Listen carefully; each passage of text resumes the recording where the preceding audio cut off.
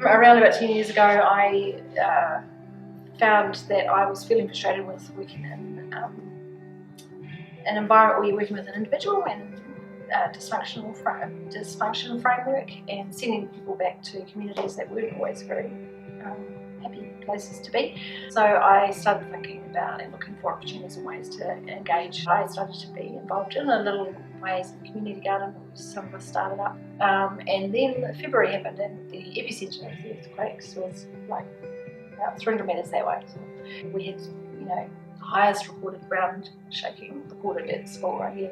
Of course, it was really shocking and tragic and awful, but it had this sense of possibility that was kind of a weird juxtaposition against horribleness, but this like, what can we do? So within about a couple of weeks after the earthquakes, I had used the connections I already had prior to the earthquakes, which was through some people from the community garden and a vicar from the local church, and some people I knew at school. So just like a few links that I had, and said, shall we get together, talk about what we can do and how we can help other people?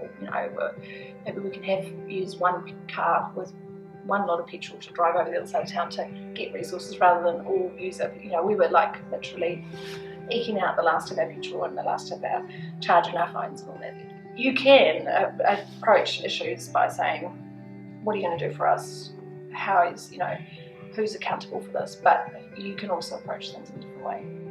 To drive something forward, you don't have to have all the, ideal leadership skills or to see something happen. You have to care about it and use what you have, who you are, and then get the other people around you who can balance your skill and fill in the gaps, I guess. You realise that everything's so interlinked. So once you know people, they're involved in, the cricket club, but they're also a parent at the school, and they're also a champion of such and such a project over here. And we're quite complex creatures, so nothing's kind of in its silos. I think there's that shift that's happening at a sort of worldwide level of realising that we're living, and so therefore we need to think in a more of a living system. So we need to think more in a dynamic way, and in a way that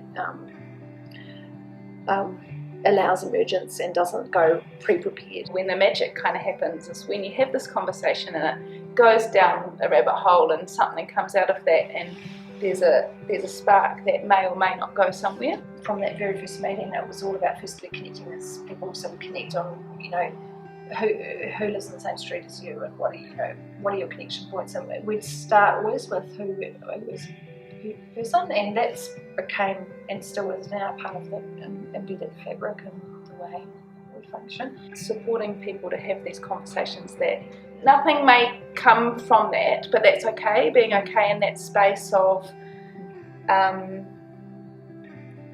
unknown.